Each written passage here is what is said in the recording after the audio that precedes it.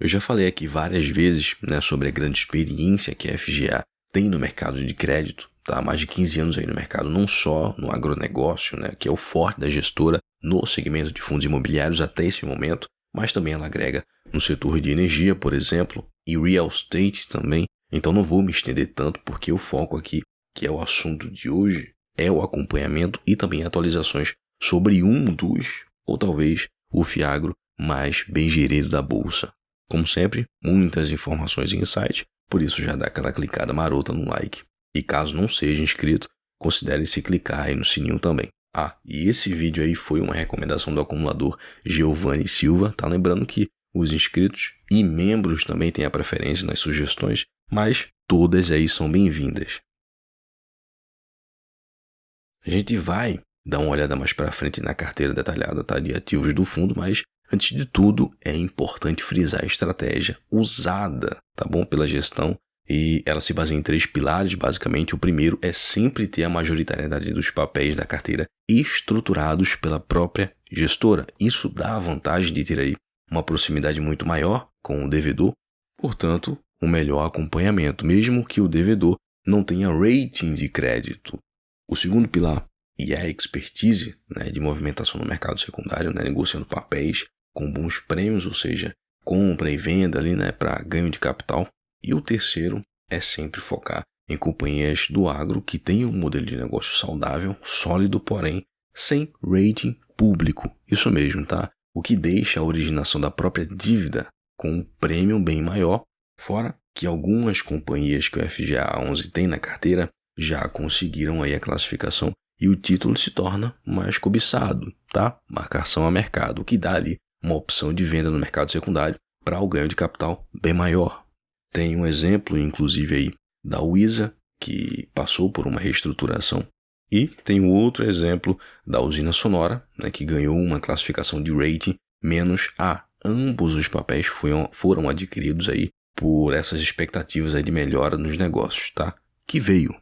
Entendendo isso aí, a gente já tem uma ideia de como funciona a parte estratégica e a preferência de alocação de capital aí da gestão do fundo, tá? Nessa imagem aí podemos ver a carteira detalhada, né, em questão de exposição de PL 43%. São CRAs, né, com boa classificação de rating acima de -A. O restante são títulos sem ratings públicos, tá? Mas como vimos antes, é algo que complementa aí a estratégia de alocação. Enfim, são ótimas taxas e são, na maioria, durations curtas, né? O que é muito bom também, tá? O fundo não tem FDIC, são só títulos mesmo, e tem aí um CRI que é da Cibra, né, do segmento de fertilizantes, e é um CDI mais 4,9%, uma excelente taxa, tá? Como você pode ver, a maioria dos ativos da carteira são para carrego, mas tem os CRAs aí para giro também. Antes, o setor agro no Brasil ele não tinha tanta essa exposição, né, no mercado financeiro, mesmo que no segmento de crédito, a não ser os grandes players listados em bolsa, então não se tinha toda essa necessidade, né, de ter um rating público. Só que hoje as empresas elas precisam se financiar com um volume bem maior, principalmente no agro, tá? E quando a gente vai olhar a concentração por devedor, em questão de volume alocado, vemos aí players já consolidados. Alguns, né, estão na carteira de outros fiagros que eu já trouxe aqui, como o AGRX11, né, o famoso Vegia, o XPCA11.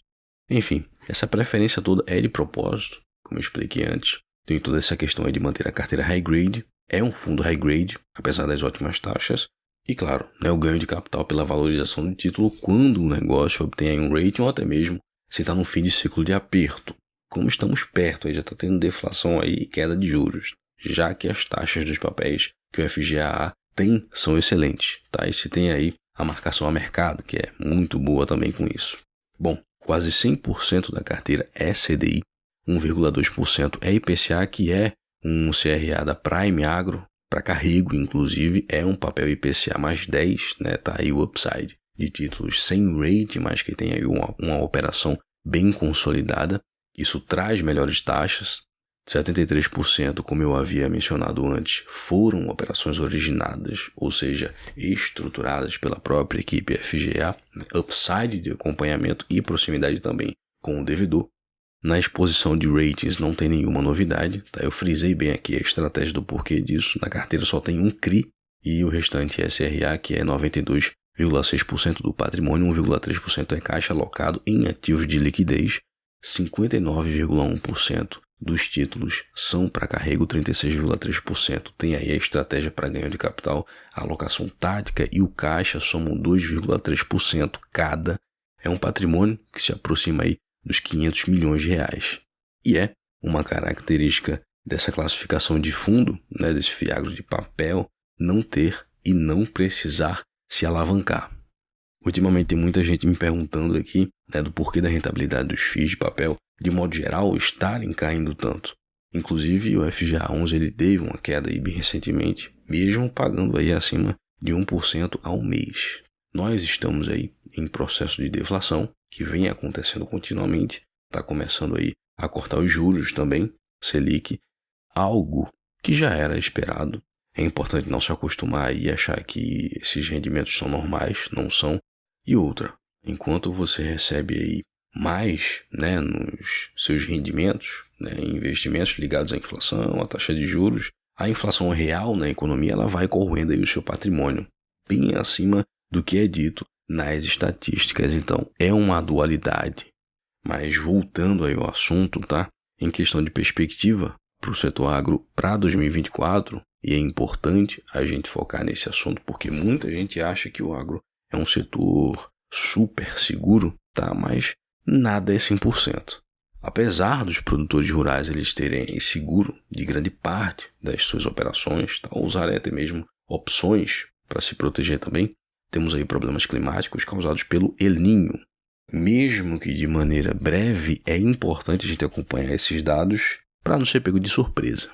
Bom, o setor de açúcar ele tem uma safra, apesar dos dados mostrarem aí uma leve queda, bem estável, tá? Diante da perspectiva anterior do ano passado, inclusive eu falei sobre isso também, lembrando que o nosso foco aqui é sempre a safra 2023-2024, tá? Que é a que é colhida esse ano. E eu me refiro também, né, a todas as culturas, né, desse primeiro trimestre ou semestre também, dependendo da cultura. E como a gente pode ver, ainda está melhor do que os anos anteriores, bem melhor na verdade. Perspectiva positiva, né, pelos dados do setor, né, de açúcar e etanol, de crescimento, né, de moagem com isso e, claro, né, maior produção. Porém, existe uma possibilidade disso também causar uma leve queda aí do preço do etanol. Já teve também uma leve queda no açúcar recentemente na Bolsa de Nova York. Fertilizantes. Teve aí uma queda bem significativa das importações, né, exportações, motivo adiamento da safrinha do milho, né, e por isso teve aí menos importações para esse ano, tá? O milho é a principal cultura do Brasil, né, que representa uma fatia grande das importações de fertilizantes. Se importa fertilizantes e aqui a gente tem a distribuição, tá, dos revendedores. Os preços se mantiveram aí estáveis, com a exceção, né, da ureia, que teve aí uma leve queda exatamente por conta ali do milho.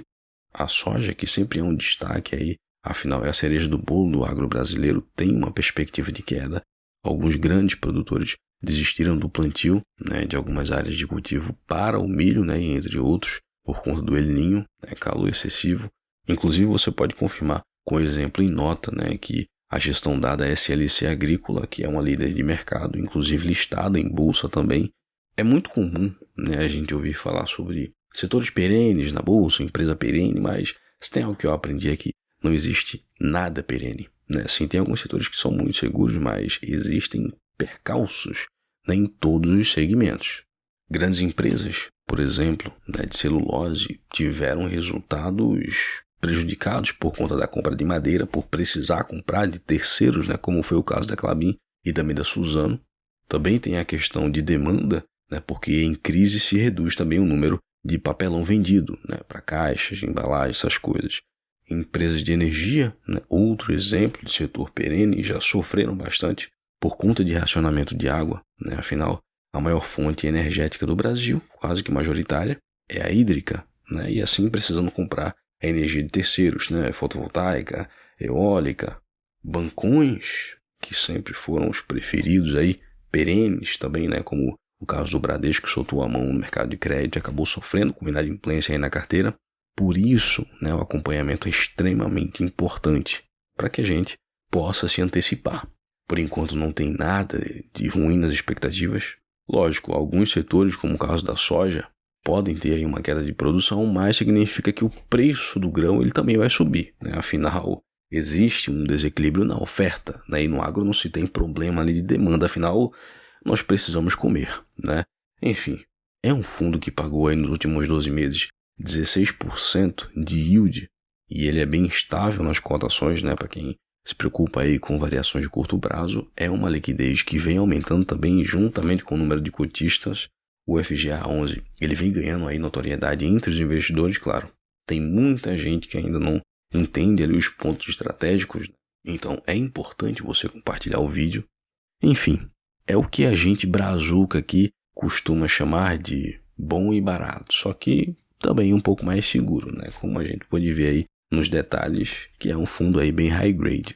Sempre um vídeo cheio de informações e insights, quase uma aula aí para quem está começando. Alguns insights também, porque é um setor que eu tenho muita exposição de patrimônio investido, por isso o acompanhamento é sempre constante aqui, tá? Se inscreva, ative o sino também, deixa o seu like aí, que é um apoio pelo trabalho aqui da equipe, não é só eu, sozinho não ia dar conta. E me diz aí a sua opinião sobre o fundo nos comentários, tá? A sua experiência como investidor do FGA11, caso seja, ou caso não seja, se é interessante para você, também deixa aí. Outra coisa importante, janeiro tá aí. Declaração de imposto de renda, que é um achadice, mas tem que fazer, né? E tem muita gente que acaba fazendo uma mudança estratégica, vende alguns ativos, precisa pagar DARF também.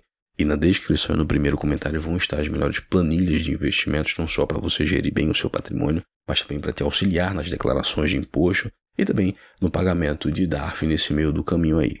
Uma mostra a variação do patrimônio em tempo real com a própria bolsa, ambas te auxiliam nas declarações, uma maneira muito mais simples para fazer a sua contabilidade pessoal, inclusive algo bem mais pessoal, né? Para quem não gosta de colocar os dados pessoais em aplicativos, tá?